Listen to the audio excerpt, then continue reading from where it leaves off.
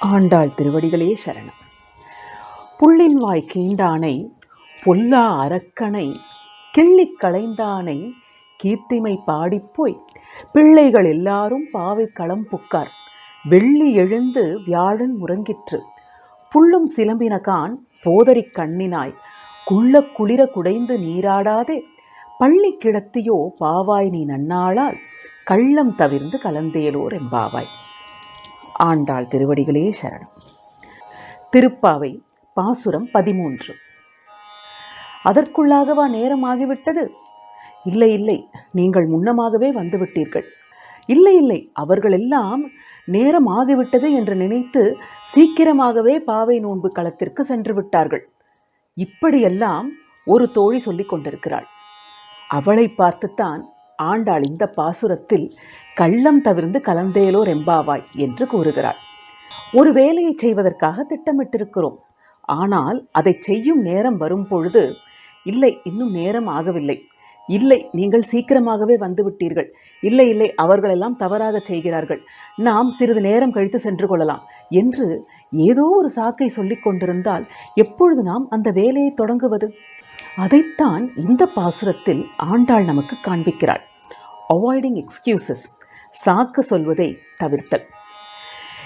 ஆனால் ஆண்டாள் இங்கு கள்ளம் தவிர்ந்து கலந்தேலோர் எம்பாவாய் என்று தானே கூறுகிறாள். கள்ளம் என்பதற்கான பொருள் பொய் சொல்லுதல் என்று தானே வரும்.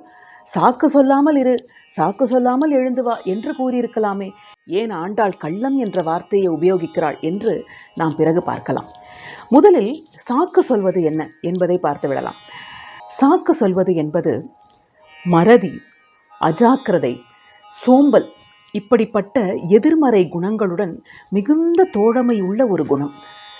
இது போன்ற எதிர்மறை குணங்கள், மறந்து விடுதல், அஜாக்கிரதையாக இருத்தல், சோம்பி கிடத்தல், இது எல்லாவற்றிற்கும் துணையாக வருவது சாக்கு சொல்லுதல் என்பதுதான். ஒரு விஷயத்தை உண்மையில் நாம் மறந்திருப்போம். ஆனால் நாம் மறந்துவிட்டோம் என்று சொல்வதற்கு பதிலாக வேறு ஏதாவது ஒரு சாக்கை சொல்லுவோம். அதே போன்றுதான் அஜாக்கிரதையும். ஒரு விஷயத்தை கவனிக்க தவறிருப்போம், அஜாக்கிரதையாக இருந்திருப்போம், அல்லது சோம்பலாக இருந்து சிறிது நேரம் கழித்து நாம் அந்த செயலை செய்திருப்போம். இது எல்லாவற்றிற்கும் துணையாக நாம் எடுத்துக்கொள்வதுதான் சாக்கு சொல்லுதல். இன்னும் ஒரு விஷயம் என்னவென்றால், சாக்கு என்பது வேறு ஒரு இடத்தில் நடந்த விஷயத்தை நம்முடைய இடத்தில் நடந்தது போல் சொல்வது, வேறு ஒரு சமயத்தில் நடந்த விஷயத்தை இப்பொழுது நடந்தது போல் சொல்வது, இதையெல்லாம் தவிர சிறியதாக நடந்த ஒரு விஷயத்தை பெரிதுபடுத்தி கூறுவது, இது எல்லாம் தான் சாக்கினுடைய அழகான குணங்கள். இப்பொழுது ஒவ்வொன்றாக பார்க்கலாம். நம்மிடம் ஒருவர் ஒரு வேலையை கொடுத்திருக்கிறார். ஆனால் நாம் அதை மறந்துவிட்டோம், சுத்தமாக அதை நாம் செய்யவே இல்லை. இப்பொழுது அவர் நம்மிடம் வந்து செய்து விட்டீர்களா என்று கேட்கும் பொழுது நாம் என்ன சொல்கிறோம் என்றால், நீங்கள் நாளை தானே அதை கேட்டீர்கள், இன்றா கேட்டீர்கள் என்று எதையோ ஒரு சாக்கை நாம் கண்டுபிடித்து அங்கே சொல்கிறோம். உண்மையில் நாம் அதை மறந்துவிட்டோம் என்பதுதான் உண்மை. அடுத்தது அஜாக்கிரதை. ஏதோ ஒரு விஷயத்தை கவனிக்க தவறிவிட்டோம். இதை நீ கவனித்திருக்க கூடாதா என்று கேட்டால், இதை கவனிக்குமாறு நீங்கள் என்னிடத்தில் சொல்லவே இல்லையே, இல்லை இது வேற யாராலும் கவனித்துக் கொள்வார்கள் என்று நான் நினைத்து விட்டேன் என்று அங்கே ஒரு சாக்கு சொல்வோம். பிறகு சோம்பி இருத்தல். ஒரு இடத்திற்கு 7 மணிக்கு செல்வதாக நாம் சொல்லியிருக்கிறோம் என்று வைத்துக்கொள்வோம். ஒரு சோம்பலினால் நாம் தயாராக சிறிது தாமதமாகிவிட்டது. 7 மணி என்று சொன்ன இடத்தில் 8 மணிக்கு சென்று சேர்வோம். நீங்கள் 7 மணிக்கு வருவதாக சொன்னீர்களே என்று அவர்கள் கேட்டால், இப்பொழுதெல்லாம் யார் சொன்ன நேரத்துக்கு வருகிறார்கள், எல்லோருமே மெதுவாகத்தான் வருகிறார்கள், அதனால் நானும் மெதுவாக வந்தேன் என்று அர்த்தமே இல்லாத பொருந்தாத ஒரு பதிலை சொல்வோம். இந்த சாக்கு சொல்வதனால் என்ன விஷயம் என்றால், கேட்பவருக்கும் தெரியும், சொல்பவருக்கும் தெரியும் ஏதோ ஒன்றைத்தான் சொல்கிறோம், அதில் சுத்தமாக பொருத்தமே இல்லை என்று. அதனால் அவருக்கும் தெரியும் ஏதோ ஒன்றை கேட்டால் ஏதோ ஒன்றை சொல்கிறார்கள் என்று. நமக்கும் ஏதோ ஒன்றை சொல்லி தற்காலிகமான ஒரு தீர்வை கொண்டு வந்துவிட்டோம் என்கிற ஒரு உணர்வுதான் மிஞ்சுமே தவிர, ஒரு நிரந்தர தீர்வு தந்துவிட்டோம் என்கிற திருப்தி நமக்கு எப்பொழுதுமே வராது. இப்பொழுது அடுத்த விஷயத்தை எடுத்துக்கொள்வோம். சாக்கு என்பது எப்போதோ நடந்த ஒரு விஷயத்தை இப்போது நடந்தது போல் சொல்வது. உதாரணமாக, அலுவலகத்திற்கு நாம் சிறிது தாமதமாக செல்கிறோம். ஏன் தாமதம் என்று கேட்டால், எப்போதோ நடந்த ஒரு விஷயம், வீட்டில் யாருக்கோ உடம்பு சரியில்லை, மருத்துவமனை போக நேர்ந்தது என்பது எப்போதோ நடந்த ஒரு விஷயம். டக்கென்று அதை யோசித்து அதை இப்பொழுது சொல்லிவிடுவோம்.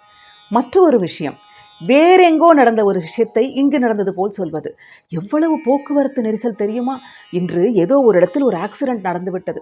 உண்மையில் அந்த ஆக்சிடென்ட் நமது வழியில் நடக்கவே இல்லை, அது வேறெங்கோ நடந்தது. அதை நாம் இங்கு சொல்லிவிட்டு தற்காலிகமாக ஒரு தீர்வை நாம் இப்பொழுது கண்டுபிடித்து சொல்லிவிட்டோம். மூன்றாவதான ஒரு விஷயம், சிறிதாக நடந்த ஒரு இடைஞ்சல், சிறிதாக நடந்த ஒரு சிரமத்தை பெரிதாக நடந்தது போல் சொல்லிவிடுவோம். ஏன் இந்த வேலையை நீங்கள் நேரத்தில் முடிக்கவில்லை என்றால், ஐயோ எத்தனை இடைஞ்சல்கள் தெரியுமா, யாரோ வந்து விட்டார்கள், ஏதோ நடந்து விட்டது, ஒரு தொலைபேசி அழைப்பு வந்து விட்டது, மாறி மாறி இப்படி நடந்து விட்டது என்று கதை கதையாக கூறுவோம். உண்மையில் வந்தது ஒரே ஒரு தொலைபேசி அழைப்பாகத்தான் இருக்கும். ஆனால் எதையோ ஒன்றை சொல்லி மிகைப்படுத்தியாவது சொல்லி நம்மேல் தவறு இல்லை என்று அங்கு ஒரு சாக்கை சொல்வதில்தான் நமது கவனம் இருக்கிறது என்று நாம் புரிந்து கொள்ள வேண்டும். இப்பொழுது ஆண்டாள் ஏன் கள்ளம் என்ற வார்த்தையை உபயோகித்தாள் என்று நமக்கே நன்றாக புரியும். வேறு ஒரு இடத்தில் நடந்ததை நம்முடைய இடத்தில் நடந்ததாக சொல்வதற்கு பெயர் என்ன? வேறு எப்பொழுதோ நடந்த ஒரு விஷயத்தை இப்பொழுது நடந்தது போல் சொல்வதின் பெயர் என்ன? சிறிதாக நடந்த ஒரு விஷயத்தை மிகைப்படுத்தி சொல்வதின் பெயர் என்ன? எல்லாமே உண்மை அல்ல. உண்மை அல்லாத ஒரு விஷயத்திற்கு பெயர் என்ன? பொய்தானே, அது கள்ளம்தானே. அதனால்தான் அவள் சொல்கிறாள் கள்ளம் தவிர்ந்து என்று. இந்த சாக்கு என்பதினால் ஒரு மிகப்பெரிய தீமை இருக்கிறது. நாம் இப்பொழுது சாக்கை பற்றி நிறையா விஷயங்கள் பார்த்தோம். சாக்கு போக்கு சொல்வதை, இவர்களுக்கு எதையானும் ஒன்றை சொல்லிவிட வேண்டும், அவர்களுக்கு எதையானும் ஒன்றை சொல்லிவிட வேண்டும், தற்காலிகமான ஒரு தீர்வை நாம் கண்டுபிடித்து விட வேண்டும் என்றுதானே நினைக்கிறோம்.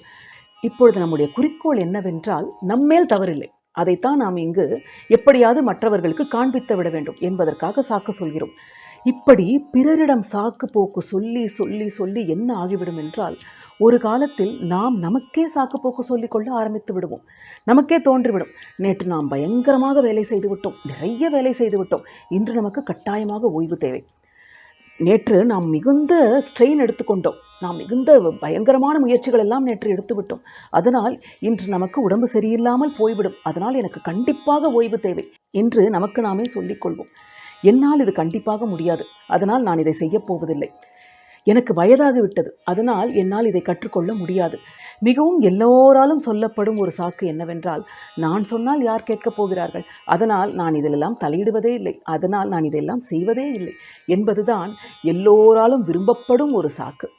இப்படி மற்றவர்களிடத்தில் சாக்கு போக சொன்னது போக, நாமே நம்மிடத்தில் ஒரு சாக்கை சொல்லிக்கொண்டு நம்முடைய முன்னேற்றத்தை நாமே தடை போட்டு நிறுத்திவிடுவோம். அதை இங்கு ஆண்டாள் எப்படி காண்பிக்கிறாள் என்றால், புள்ளின் வாய் கீண்டானை பொல்லா அரக்கனை கிள்ளி களைந்தானை கீர்த்திமை பாடிப்போய் பிள்ளைகள் எல்லாரும் பாவை களம் புக்கார் என்று சொல்கிறாள். எல்லா பிள்ளைகளும் பாவை களமே சென்று விட்டனர்.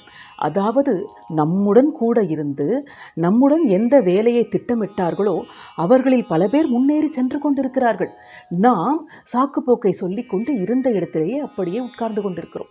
இதைத்தான் ஆண்டாள் இங்கு மிக அழகாக சுட்டி காட்டுகிறாள். நீ அந்த கள்ளத்தை தவிர்த்து எழுந்து வா என்று தன் தோழியை அழைக்கிறாள். நீ இப்படி ஒரு சாக்காக சொல்லிக் கொண்டிருப்பதால் என்ன ஆகிறது என்றால், நம்முடைய திட்டம் போட்டவர்கள் எல்லாம் சென்று கொண்டிருக்கிறார்கள், நாம் அங்கேயே சாக்கு சொல்லி உட்கார்ந்து கொண்டிருக்கிறோம் என்பதை மிக அழகாக வலியுறுத்தி நமக்கு காண்பிக்கிறாள். சாக்கு சொல்வது என்பது பொய்யேதான். சாக்கு சொல்வது என்பது நாம் உண்மையை மறைத்து ஒரு பொய்யை சொல்வதேதான் என்பதனால்தான் அவள் கள்ளம் என்று சொல்கிறாள் என்பதை நாம் இங்கு கவனிக்க வேண்டும். நாம் எடுத்துக்கொண்ட காரியத்தில் வெற்றி பெற வேண்டும் என்றால் சாக்கு சொல்லக்கூடாது. சரி, என்ன செய்யலாம் என்றால், மறந்துவிட்டோம் என்றால் மறந்துவிட்டேன் மன்னிக்கவும் என்று கூறிவிட வேண்டும். மன்னிக்கவும், சற்று அஜாக்கிரதையாக இருந்துவிட்டேன், கவனிக்க தவறிவிட்டேன் என்று கூறிவிட வேண்டும். நான் தாமதமாக கிளம்பிவிட்டேன், நான் இங்கு 7 மணிக்கு வர வேண்டும் என்றால் 6 மணிக்கே அல்லவா கிளம்பியிருக்க வேண்டும், தவறுதான், நான் செய்தது தவறுதான், நான் சற்று தாமதமாகத்தான் வந்துவிட்டேன் என்று நாம் வெளிப்படையாக மன்னிப்பு கேட்டுவிட வேண்டும். இப்படி மன்னிப்பு கேட்பதனால் ஒரு நல்லது என்ன தெரியுமா? சாக்கு சொல்வதனால் ஒரு தற்காலிகமான தீர்வுதான் கிடைக்கும் என்று நாம் பார்த்தோம் அல்லவா? இப்பொழுது அந்த தற்காலிக தீர்வை நாம் தவிர்த்து விடுகிறோம். அது மட்டுமல்ல, மன்னித்து விடுங்கள் என்றும் கேட்டுவிட்டு அடுத்த முறை இப்படி வராமல் பார்த்து கொள்கிறோம் என்று வேறு நாம் ஒரு வாக்கு கொடுக்கிறோம். அதனால் அடுத்த முறை இதே தவறை நாம் செய்ய போகும்போது, இல்லை இல்லை, போன முறையே நாம் தவறு செய்துவிட்டோம், மன்னிப்பு கேட்குமாறு நேர்ந்து விட்டது, அடுத்த முறை இப்படி நடக்காமல் பார்த்து கொள்கிறேன் என்று நாம் வாக்கும் கொடுத்துள்ளோம் என்பதனால் நமக்கு பொறுப்பு கூடும். சாக்கு சொல்லிவிட்டோம் என்றால் அந்த பொறுப்பு நமக்கு வரவே வராது. ஆனால் சாக்கு சொல்லாமல் மன்னிப்பு கேட்டோம் என்றால் அந்த உணர்வே நமக்கு அடுத்த முறை அந்த தவறை செய்யாதிருக்க கற்றுக் கொடுக்கும் என்பதையும் நாம் கவனிக்க வேண்டும். சாக்கு சொல்லி ஒரு தற்காலிகமான தீர்வையானும் கண்டுபிடித்து விட வேண்டும் என்று நினைக்காமல் தைரியமாக மன்னிப்பு கோர வேண்டும். தைரியமாக அடுத்த முறை சரியாக செய்கிறேன் என்று நாம் வாக்கு கொடுக்க வேண்டும்.